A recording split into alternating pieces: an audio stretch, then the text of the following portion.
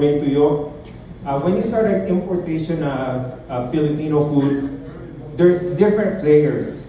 And I just want to, just to put what I'm saying in context, there's the manufacturers in Philippines, then there's exporters in Philippines. And in the United States, there are importers, the wholesale, and wholesalers. And the importer wholesalers are the ones that end up selling to the grocery stores. My father was on the importing wholesale part. And not just importing Filipino food, but he also got into importing frozen seafood. One of my father's, most of my father's customers, they're just local Filipino restaurants, local Filipino grocery stores, and one of my father's favorite customer at that time, one of his biggest customers, only had one store in National City. It was a Seafood City. And Seafood City, let me give a background on, this will lead to why I started Island Pacific. Seafood City in the late 80s, early 90s, from one store they were able to grow a significant presence. Now they have I think over 30 locations now. But when they were starting, the way they were able to make their millions, the way they were able to expand and grow to new communities, new territories, is by employing a very simple, questionable tactic, which is predatory pricing. They would go in a particular community. They would sell the product way below cost. And when the small businesses are out, they are able to recover their pricing by just increasing their prices. Probably get a letter, I see some camera here, probably get a legal letter, so lulubos-lubosin ko na. So that's how they were able to grow, that's how they were able to expand. Now my father, being at that time the largest Filipino food wholesaler, he had many small businesses that were his customers, a lot of Filipino grocery stores that were his customers. And a lot of these Filipino grocery stores, as they slowly shut down their businesses, they were unable to pay my father. Another business that was impacted, business that I was working on, is for my mom's business, which is Phil House in West Covina. It was a small grocery store, probably, I'd say even smaller than this restaurant here.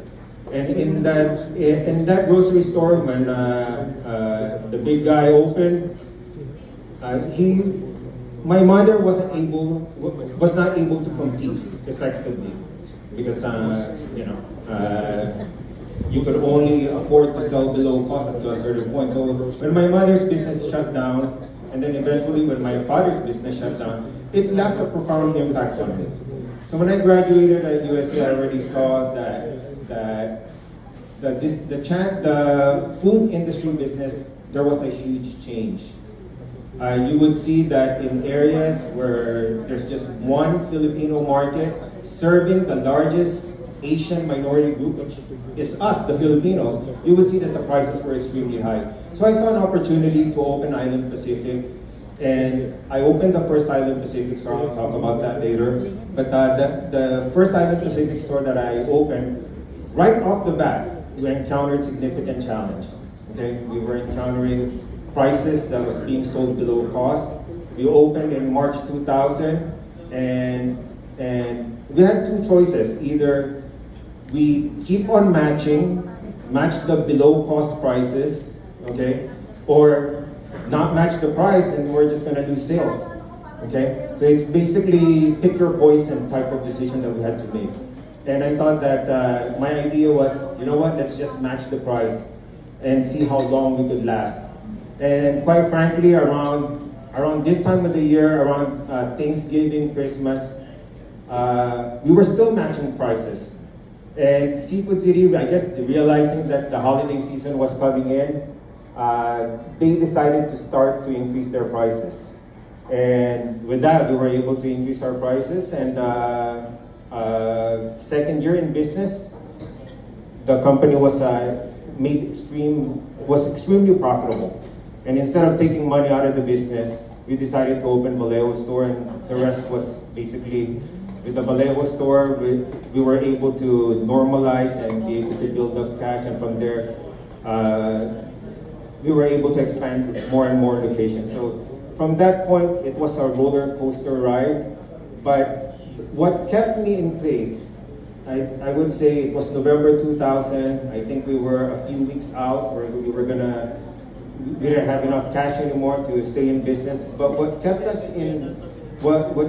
going is that strong purpose, that strong why. And even if